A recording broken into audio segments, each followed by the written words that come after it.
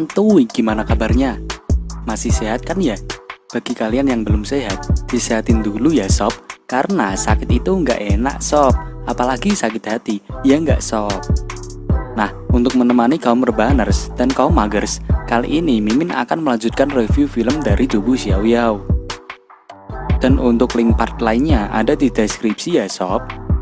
Oke lah sob, tanpa banyak nyiming, sebelum nonton, cari posisi paling enak, siapkan cemilan, longgarkan celana dalam, dan langsung saja gas oi.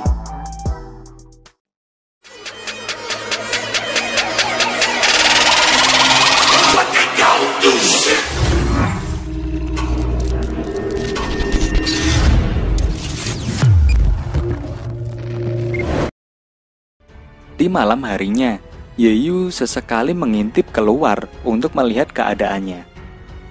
Ia berniatan untuk kabur dari tempat itu. Terlihat Yeyu memanfaatkan kelengahan para penjaga di sana. Namun tiba-tiba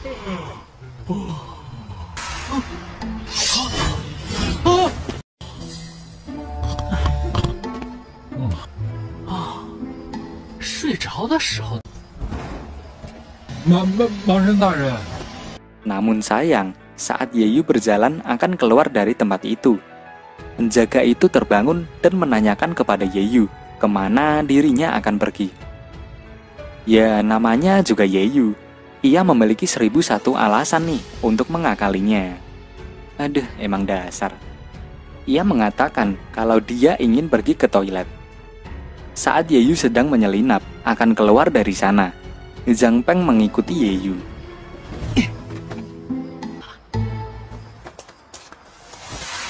Di sisi lain, Ding Zhenjin melaporkan pada kepala suku jika dewa barbar mereka akan melarikan diri. Ya tentu saja, kepala suku sangatlah tidak percaya akan hal itu. Saat Yeyu akan pergi dari sana, ia dihadang oleh serangan Zhang Peng yang menyebabkan ledakan yang sangat besar. Ledakan itu terdengar oleh yang lainnya, dan mereka segera menuju ke tempat di mana ledakan itu terjadi. Zhang Peng terus mengatakan bahwa Yeyu adalah dewa palsu. Ia tidak tahan melihat suku barbar tertipu oleh Yeyu. Saat kepala suku dan yang lainnya datang, Zhang Peng menjelaskan kalau sebenarnya Yeyu adalah dewa palsu dan ia akan kabur dari tempat itu.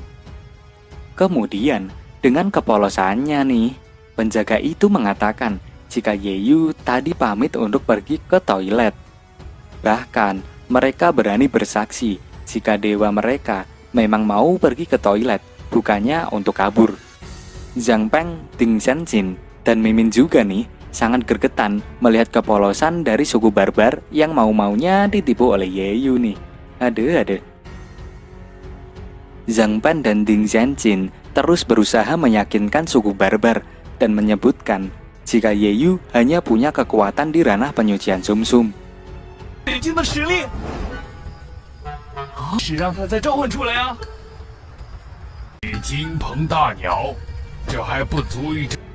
Namun itu tidak masalah bagi kepala suku. Kepala suku menjawab, hanya dewa barbarlah yang bisa mengendalikan burung elang emas.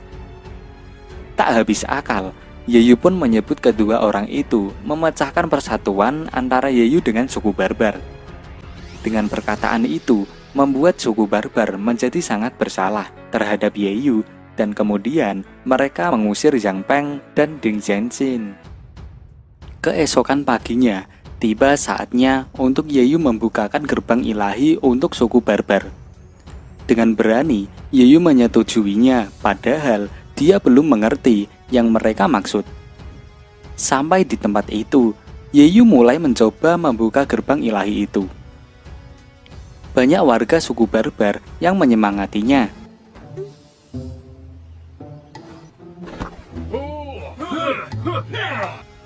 Yeyu mulai melihat-lihat satu demi satu gerbang itu. Saat Yeyu memegang gerbang itu, ia kemudian masuk ke dimensi lain. Di sana, Yeyu heran mengapa gerbang ilahi muncul di dimensi itu. Gerbang ilahi menyerap kekuatan Yeyu dan membuatnya menjadi kesakitan.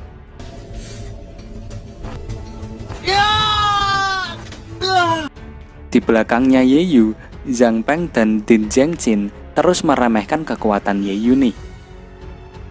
Tak ingin menyerah, Yeyu terus berusaha membuka gerbang itu. Kemudian muncul simbol-simbol aneh yang mengejar Yeyu dan masuk dalam tubuhnya. Yeyu menyadari untuk membuka gerbang itu, kuncinya adalah simbol-simbol yang dapat ia pelajari menjadi seni bela diri. Yeyu pun mencoba membukanya dengan teknik yang tertulis di simbol itu. Saat kembali ke dunianya, Yeyu mencoba membuka gerbang itu dengan cara mendorongnya. Namun hasilnya sangat sia-sia nih. Dan pada akhirnya ia pun terjatuh. Namun ia terus disemangati oleh orang-orang suku barbar, termasuk wanita cantik yang bernama Labahua. Melihat itu, Zhang Peng terus merendahkan Yeyu dan mengata-ngatainya kalau Yeyu adalah dewa palsu, dan bahkan ia berani bertaruh nih. Jika Yeyu mampu membuka gerbang itu, Zhang Peng akan lari telanjang. Dan akhirnya, tak disangka-sangka, tiba-tiba gerbang ilahi itu dapat dibuka oleh Yeyu. Orang-orang suku barbar pun sangat senang dan langsung berterima kasih kepada Yeyu. Mereka pun menyadari kalau teknik yang bernama amarah kaisar barbarlah yang berhasil membuka gerbang ilahi itu. Kepala suku dan yang lainnya mendekati Zhang Peng dan Din Jiangqin. Mereka menagih perkataan Zhang Peng yang akan berlari telanjang jika Yeyu mampu membuka gerbang itu. Namun ia berkata kalau itu hanya bercanda. Karena ia tidak mau, para penjaga pun membuka baju Zhang Peng untuk menempati janjinya yang telah ia ucapkan sebelumnya. Setelah mencoba gerbang pertama, Yeyu mencoba juga untuk membuka gerbang yang kedua. Kepala suku menyuruh Yeyu untuk jangan terlalu memaksakan dirinya karena gerbang kedua belum dibuka selama ribuan tahun. Namun Yeyu yang keras kepala tetap akan membuka gerbang itu dengan teknik barunya, yaitu amarah kaisar barbar. Dan akhirnya gerbang kedua berhasil dibuka oleh Yeyu. Dengan tubuh yang sempoyongan akibat energinya terkuras banyak, Yeyu memaksakan untuk membuka gerbang yang ketiga.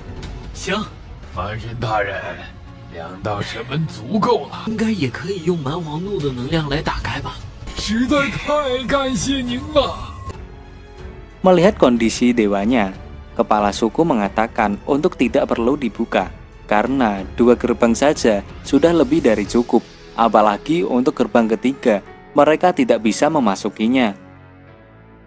Setelah kedua gerbang dibuka, orang-orang suku barbar pun mulai memasuki gerbang ilahi untuk berkultivasi.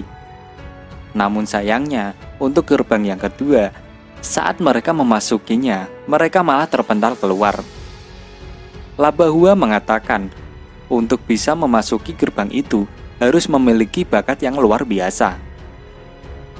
Dengan motivasi dan semangat yang tinggi, Tinu berusaha menerobos untuk masuk ke gerbang yang kedua.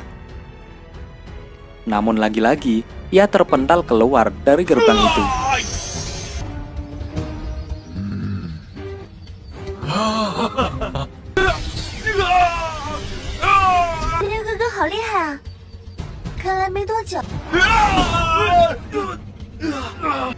Lalu Labahua memberikan Yeyu sebuah air suci dari suku barbar.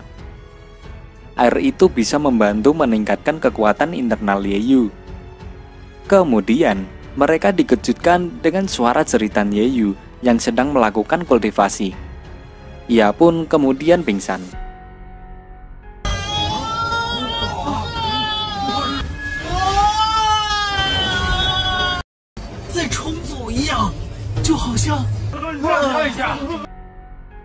Shin berpindah di dalam tenda Yeyu. Terlihat di sana, orang suku barbar menunggu Yeyu yang siuman.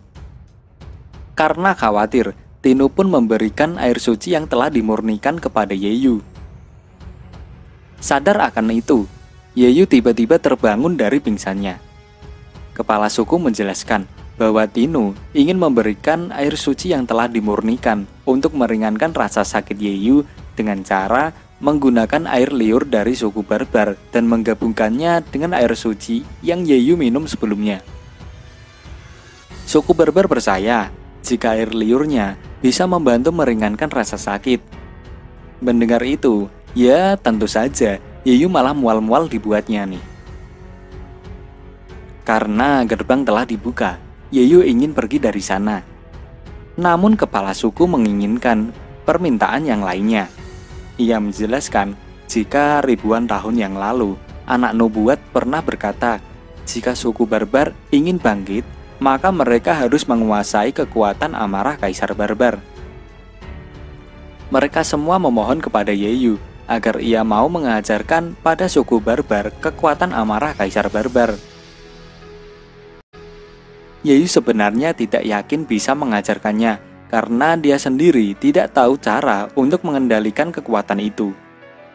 Yeyu pun beralasan karena kekuatan ini sangatlah kuat. Yeyu takut orang-orang suku barbar tidak bisa mengendalikannya.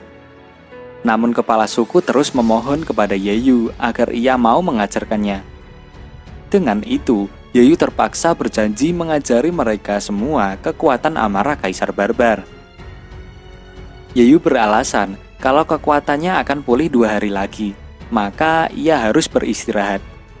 Padahal saat itu Yeyu hanya beralasan saja, dan ia berniat untuk berlatih terlebih dahulu sebelum mengajari suku barbar kekuatan tersebut. Kepala suku sangat berterima kasih kepada Yeyu yang dianggapnya sebagai dewa barbar itu, dan ia menyuruh Tinu mengambilkan obat-obatan yang terbaik untuk digunakan Yeyu memulihkan kekuatannya. Di keesokan harinya, Tinu kembali dengan membawa banyak sekali obat-obatan untuk Yeyu.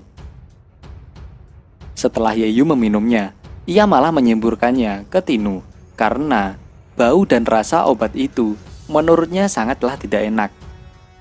Tinu menjelaskan kalau itu hanya obat yang dicampur air seni burung elang.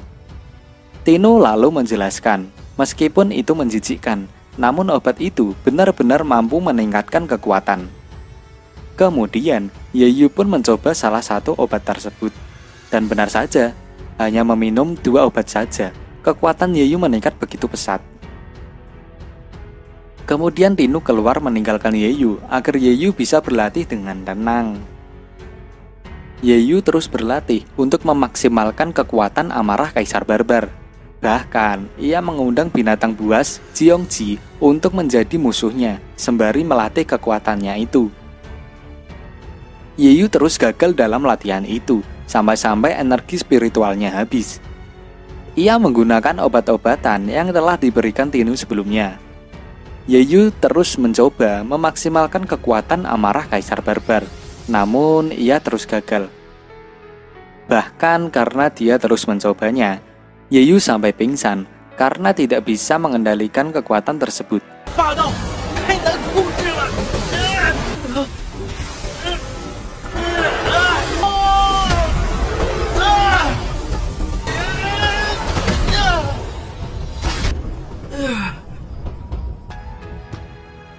Di keesokan harinya, Yeyu yang masih pingsan diberi minuman oleh Labahua yang membuatnya kembali tersadar. Tinu mengatakan kalau sup itu terbuat dari jeroan ular dan tokek. Saat Tinu menjelaskan proses pembuatan sup itu, Yeyu pun semakin mual dibuatnya. Yeyu kemudian menanyakan sesuatu pada Tinu, mengapa ia saat berkultivasi di gerbang ilahi, kekuatannya tidak bisa meningkat pesat, namun saat suku barbar melakukannya, kekuatan mereka bisa meningkat dengan cepat. Tinu menjelaskan jika formasi dalam gerbang ilahi sangat aneh. Dia sendiri tidak tahu mengapa gerbang ilahi hanya berguna untuk suku barbar saja. Tinu menceritakan kepada Yeyu, berkat latihannya semalam, ia dengan cepat menerobos ranah janin suci tingkat ketiga. Yeyu pun sangat terkejut atas pencapaian Tinu itu. Kemudian Tinu dan Labahua meninggalkan Yeyu agar Yeyu bisa fokus berlatih. 满身大人，您自己小心啊。那我再去等一晚。